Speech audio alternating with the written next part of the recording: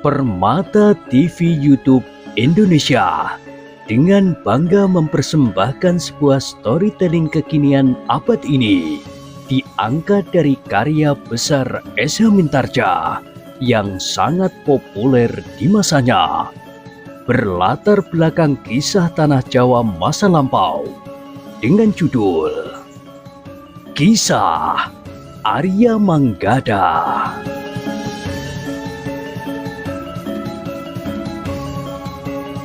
Pada kesempatan yang sangat baik ini, kita masuk pada episode yang ke-88. Selamat menikmati.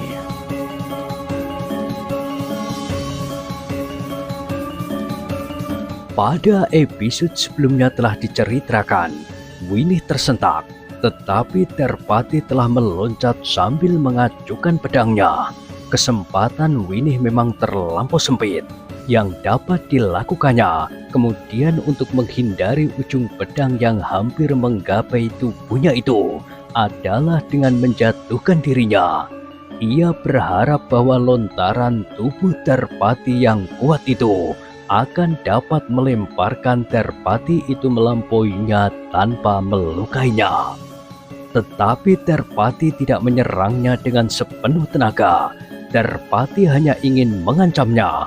Karena itu, ketika Winih menjatuhkan dirinya untuk menghindar, maka daya dorong tubuh Terpati tidak cukup melontarkan tubuhnya melewati tubuh Winih yang sudah siap melemparkannya semakin jauh dengan kedua kakinya. Justru karena itu, maka tubuh Terpati itu memang terlempar, tetapi tidak cukup jauh. Bahkan tubuh itu telah terhempas jatuh dekat di sebelah tubuh Winih. Tetapi tendangan kaki Winih yang mengenai perut Terpati itu telah membuat orang itu kesakitan. Dalam pada itu maka hampir serentak keduanya telah berusaha untuk bangkit.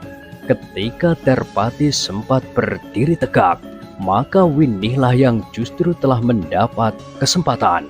Dengan kecepatan yang sangat tinggi serta kemarahan yang menghentak-hentak di dadanya, Winih telah mengayunkan rantai bajanya menyerang Terpati yang baru berusaha untuk mempersiapkan dirinya menghadapi kemungkinan-kemungkinan yang akan terjadi.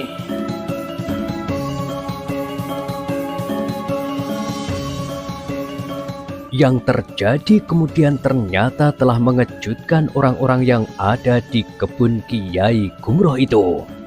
Rantai baja Winih yang diayunkannya dengan kecepatan yang tinggi serta sepenuh tenaga itu telah mengenai tubuh Terpati yang berusaha menangkis tetapi terlambat.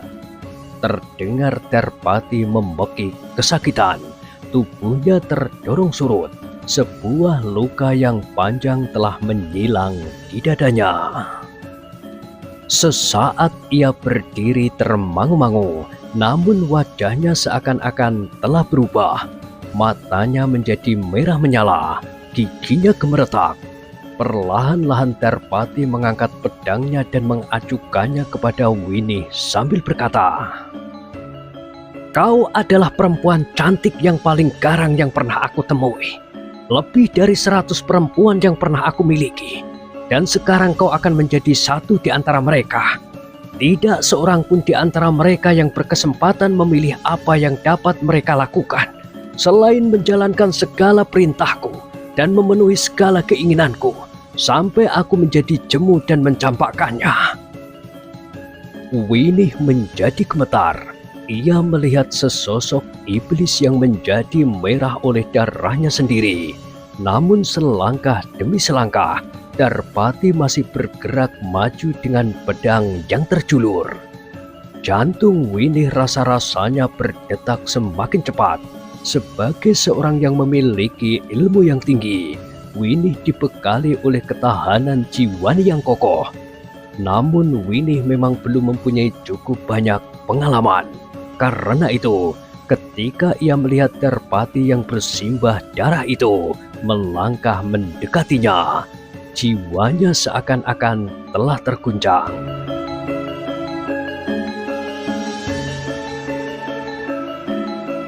Tetapi ia tidak mau membiarkan dirinya diterkam oleh iblis itu.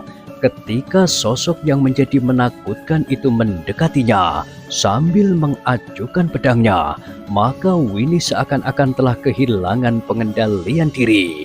Begitu kerasnya jiwanya terguncang, sehingga Winnie seakan-akan tidak tahu lagi apa yang dilakukannya. Winnie baru sadar ketika ia mendengar ibunya menjerit memanggil namanya. Bahkan kemudian ibunya itu telah memeluknya dari belakang dan menariknya menjauhi sosok tubuh yang kemudian terhuyung-huyung dan jatuh terjerembab di tanah. Winnie, Winnie, hentikan! Teriak ibunya. Winnie yang masih saja gemetar bagaikan terbangun dari mimpi yang sangat buruk. Ketika ibunya kemudian mengguncang tubuhnya, maka Winnie pun melihat sosok tubuh yang terbaring itu. Darpati telah terbunuh dengan luka arang keranjang.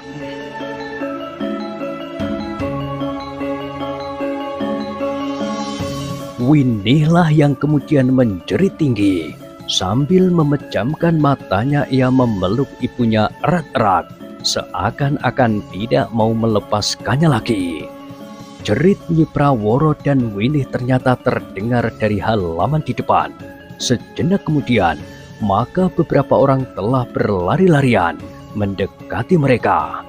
Kiai Gumroh, Ki Praworo serta Juragan Gula yang semula ikut bertempur di halaman melawan orang-orang yang ternyata cukup lihat dan berilmu tinggi, sehingga memerlukan waktu yang cukup lama. "Apa yang terjadi?" bertanya Kiai Gumroh. Namun ketika ia melihat sosok tubuh yang arang keranjang serta rantai yang masih ada di tangan Winnie, maka Kiai Gumroh itu pun bertanya, "Apa yang telah kau lakukan, Winnie?" Winnie masih berada di dalam pelukan ibunya. Bahkan sifat kegadisannya itu tiba-tiba telah muncul. Winnie itu menangis terisak-isak, seakan-akan ia ingin menyembunyikan wajahnya dari bayangan yang mengerikan itu di dada ibunya.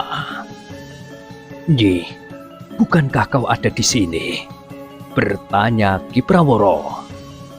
Nanti aku ceritakan apa yang terjadi, tetapi Winnie tidak dapat berbuat lain, jawab Nyi Praworo. Kiai Gumroh dan Ki Praworo saling berpandangan sejenak.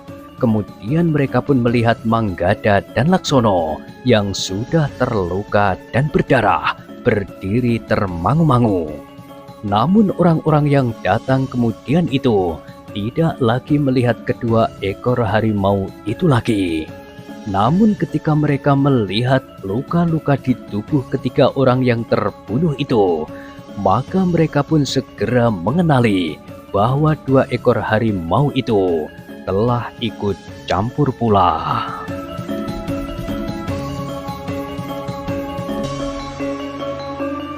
Di antara mereka terdapat seorang yang terduduk lemas. Orang itu tidak lagi mampu berbuat sesuatu, bahkan tidak lagi dapat melarikan dirinya. Kepada Kiai Gumroh, Nyi Praworo yang masih memeluk anaknya itu berkata, "Orang itu adalah salah seorang dari mereka yang datang menyerang kami." Kiai Gumroh mengangguk-angguk. Katanya, "Ternyata Darpatilah yang mengatur segala-galanya. Aku sudah berbicara dengan Ki Bekel dan seorang di antara orang-orang Darpati yang dapat kami tangkap hidup-hidup."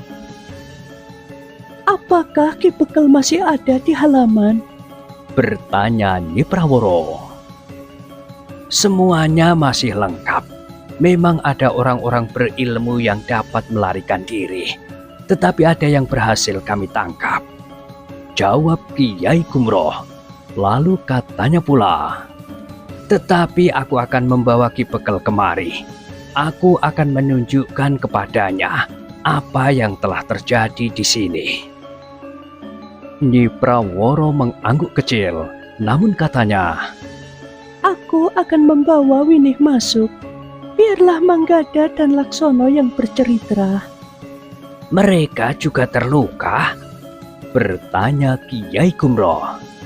Iya, aku akan menyiapkan obat bagi semuanya, termasuk Winih yang juga terluka.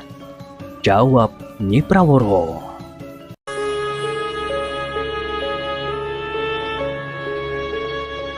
Nyi Praworo pun kemudian telah mengajak Winih masuk ke ruang dalam. Dihiburnya anaknya sebagaimana seorang ibu yang dengan penuh kasih membesarkan hati anaknya yang sedang terguncang perasaannya. Dibelainya rambutnya dan diusapnya air mata yang meleleh di pipi. Aku telah membunuhnya, Ibu. Bukan sekedar membunuh, tetapi aku telah berbuat lebih dari membunuh. Desis Winih. Bukan salahmu, Winih. Orang itu telah membuatmu kehilangan kendali. Ia bermaksud mempengaruhi pemusatan nalar budimu karena ilmunya yang berada di bawah ilmumu. Tetapi ia benar-benar memiliki pengalaman yang sangat luas, baik dalam olah kanuragan maupun dalam hubungannya dengan perempuan. Sehingga ia mampu mengusik kelemahan-kelemahan yang ada pada perasaan seorang perempuan. Berkata ibunya. Setelah berhenti sejenak, ia pun berkata, Tetapi perbuatannya itu justru telah menjerumuskannya ke dalam suatu keadaan yang sangat pahit. Meskipun demikian, orang itu sendirilah yang bersalah, sehingga ia mendapat perlakuan yang sangat buruk. Winih tidak menjawab, tetapi sikap ibunya itu, belayan tangannya serta kata-katanya yang lembut itu membuat perasaan Winih yang terguncang menjadi sedikit tenang.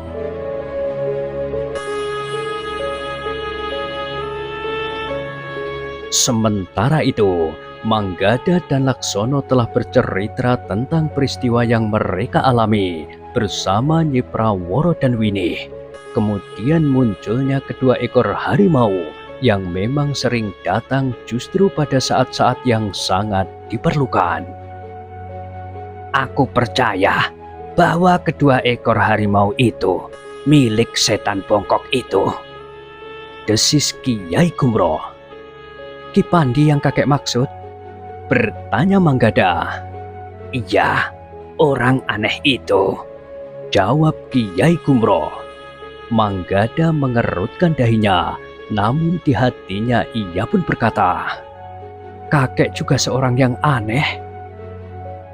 Seperti yang dikatakannya, maka Kiai Gumroh pun telah memanggil Ki Bekel untuk melihat apa yang terjadi di kebun belakang rumahnya. Dua orang bebahu dan beberapa orang yang lain diminta pula oleh Kiai Gumroh untuk melihat sendiri apa yang baru saja terjadi.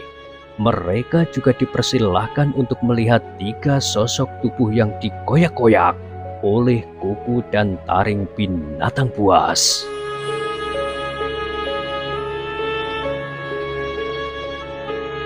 Nah, aku minta Ki Bekel berbicara dengan seorang di antara mereka yang masih hidup itu, berkata Kiai Gumroh, agar Ki Bekel akan mendapat gambaran yang lebih jelas apa yang terjadi di rumah ini. Sikap Ki Bekel sudah jauh berubah.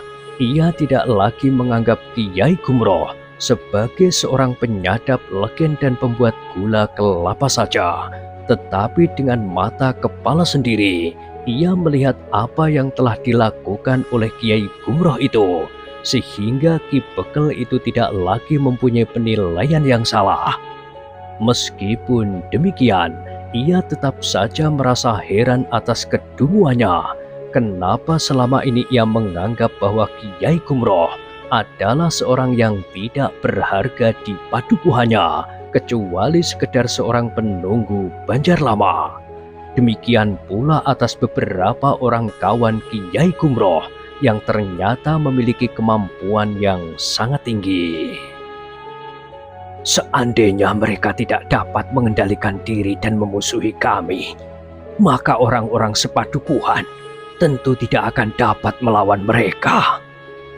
Berkata Ki Bekel di dalam hatinya, apalagi ketika Kiai Gumroh yang berhasil menguasainya untuk menghindari benturan kekerasan, namun yang sama sekali tidak dihiraukan oleh sekelompok orang yang menghasutnya, membuatnya merasa berhutang budi. Seandainya Kiai Gumroh memang bermaksud buruk, maka ia tentu sudah mati di halaman rumah itu.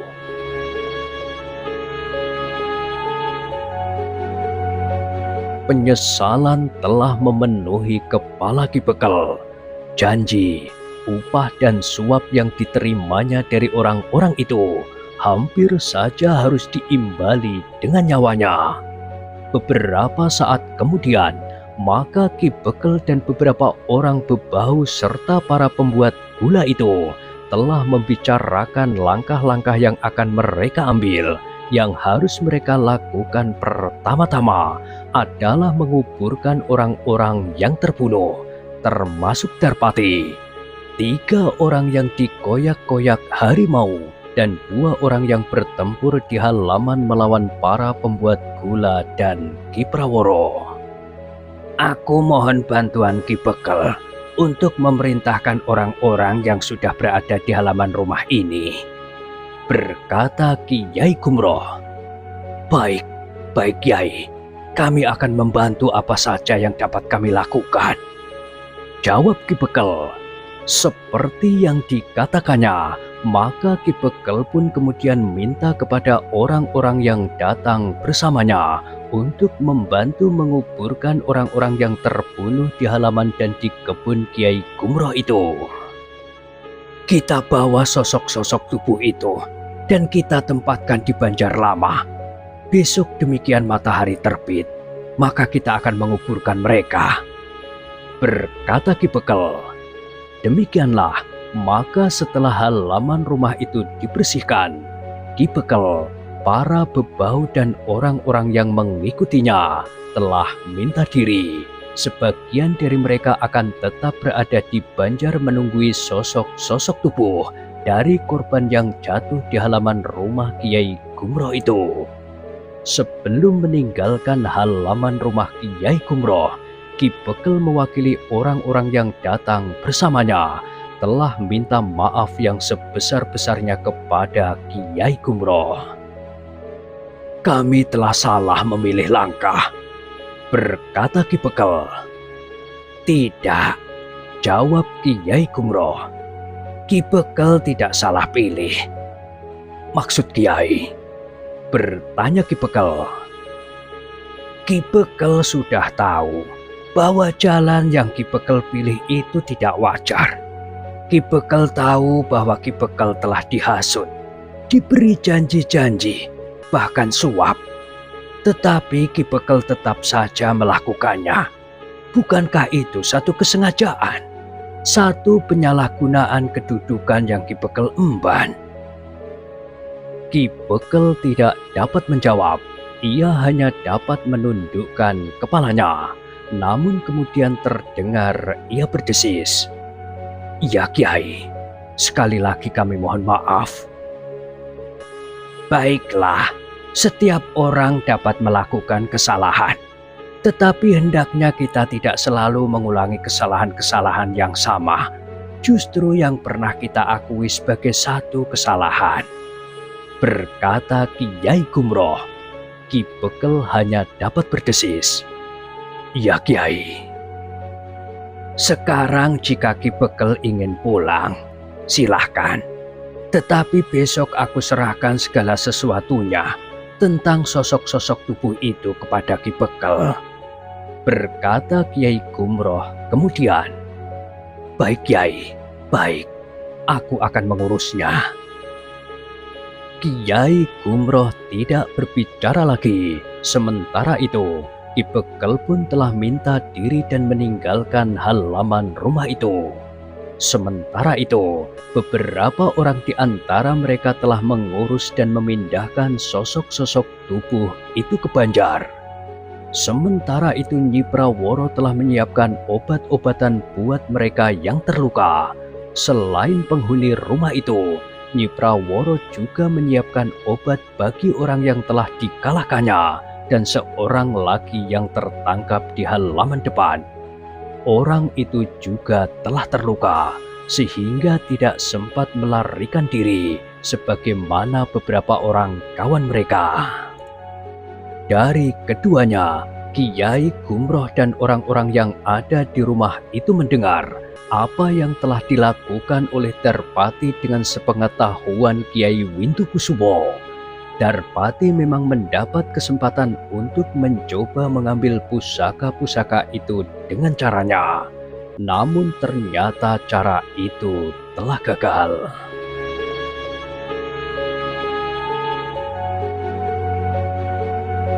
Dalam pada itu hampir semalam suntuk Nyi Praworo telah mengobati orang-orang yang terluka. Manggada dan Laksono yang tidak terlalu parah lukanya telah duduk di dapur sambil menunggui perapian.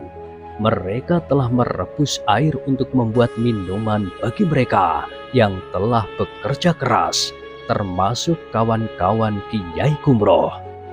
Meskipun demikian, Nyi Praworo juga berpesan kepada keduanya agar mereka tidak bergerak terlalu banyak.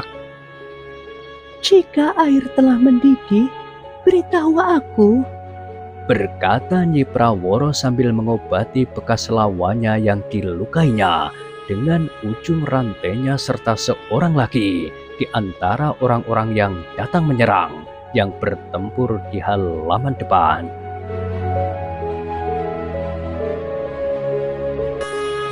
Peristiwa itu telah mendorong Kiai Gumroh dan kawan-kawannya untuk mengambil tindakan yang lebih jelas.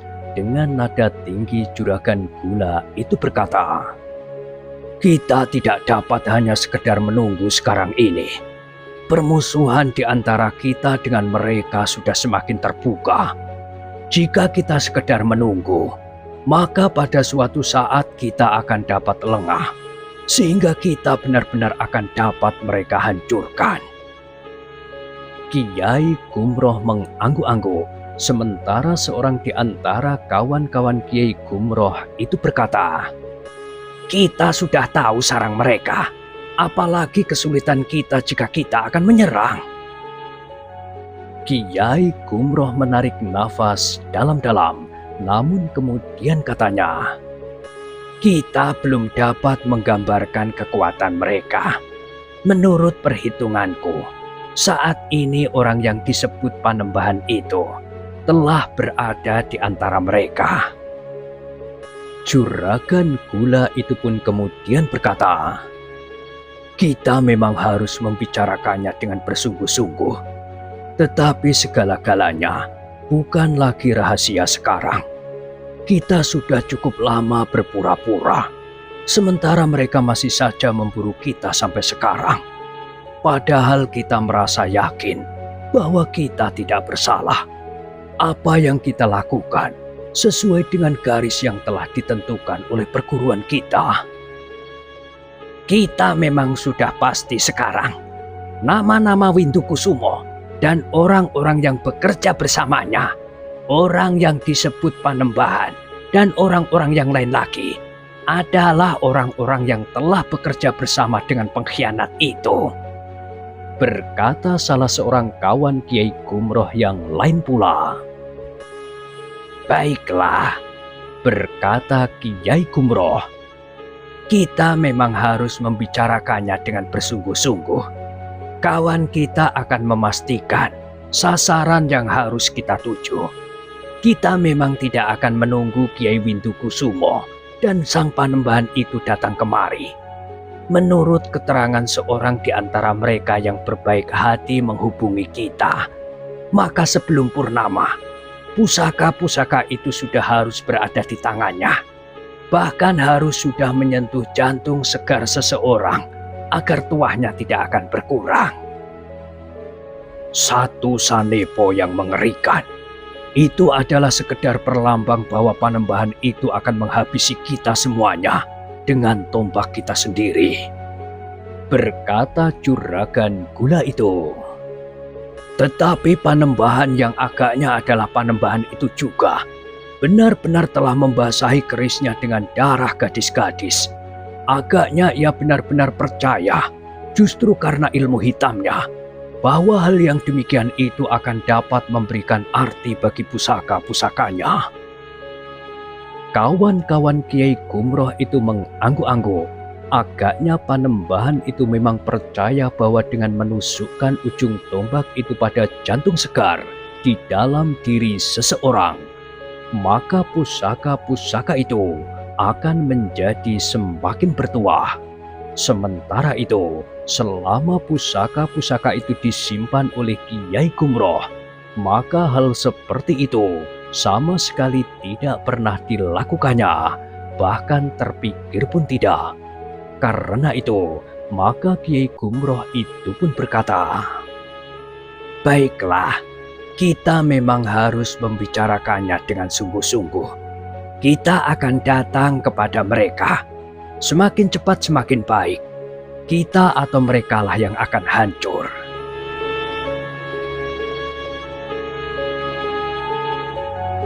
Tetapi Kiai Gumroh minta agar kawan-kawan mereka tidak meninggalkan rumahnya untuk sementara waktu. Dengan nada berat ia berkata, "Sejak sekarang kita tidak akan ragu-ragu mempergunakan isyarat, kentongan misalnya.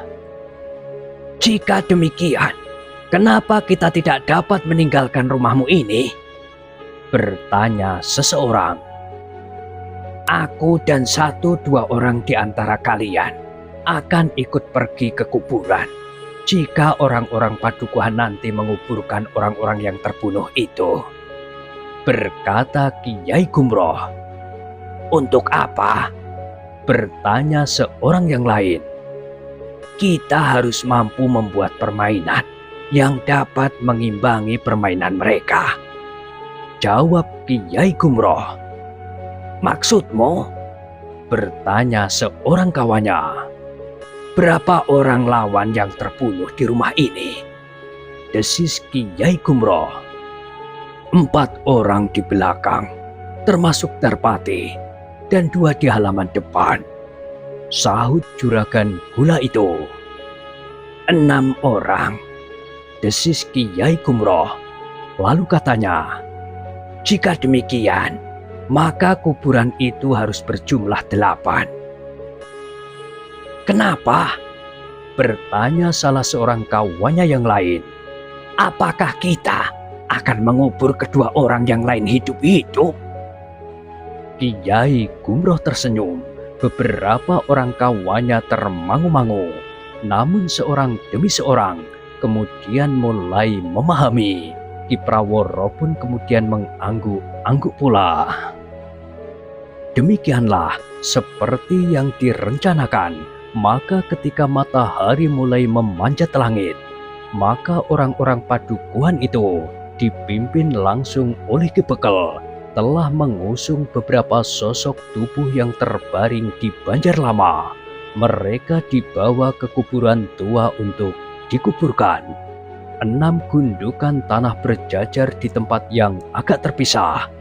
Kiai Gumroh, Juragan Gula, dan seorang kawannya ada di antara mereka yang membawa tubuh-tubuh yang sudah membeku itu. Maka seperti yang direncanakan, setelah orang-orang Padukuhan itu meninggalkan kuburan, Kiai Gumroh dan kedua kawannya telah membuat 2 gundukan tanah di sebelah gundukan yang berjajar itu. Dengan demikian, maka 2 gundukan tanah itu memang menyerupai benar kuburan-kuburan baru yang lain. Baru setelah Kiai Gumroh dan kedua kawannya kembali, maka orang-orang yang berkumpul di rumah Kiai Gumroh itu minta diri untuk kembali ke rumah mereka masing-masing. "Kita sekarang tidak usah merasa segan untuk membunyikan isyarat dengan kentongan," berkata Juragan Gula itu. "Iya," jawab Kiai Gumroh. "Kita dapat membuat persetujuan bunyi isyarat yang harus kita bunyikan dalam keadaan tertentu, tetapi tidak mengacaukan tanda-tanda atau isyarat yang sudah terbiasa dipergunakan di dalam tatanan kehidupan di padukuhan ini. Demikianlah Kiai Gumroh dan kawan-kawannya yang dalam kehidupan mereka sehari-hari pada umumnya menjadi penyadap legen kelapa serta membuatnya menjadi gula, tidak lagi berusaha membuat tirai yang dapat menyembunyikan kenyataan mereka. Justru keadaan telah menyudutkan mereka untuk menyatakan diri, siapakah sebenarnya mereka itu. Usaha mereka untuk dapat hidup tenang sebagaimana para petani di padukuhan itu ternyata telah dikacaukan oleh perbuatan yang tidak bertanggung jawab.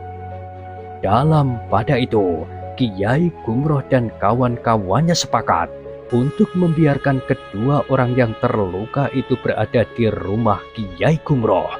Mereka harus mendapat pengobatan yang baik, namun juga pengawasan yang seksama, karena mereka tidak boleh terlepas dari tangan mereka.